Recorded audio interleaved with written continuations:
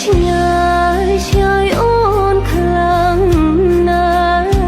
សូម្បីអកាំងក៏លែងបានឃើញមកតែបានហើយសូមមកមានក្តីស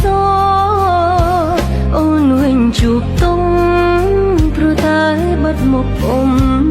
ងាឃ្លៀតអាយគេថាណាយចិនវាជាការពិតរឿងយើងណាពុំងាមកថាទៅមួយខែរួចត្រឡប់មកជួបគ្នា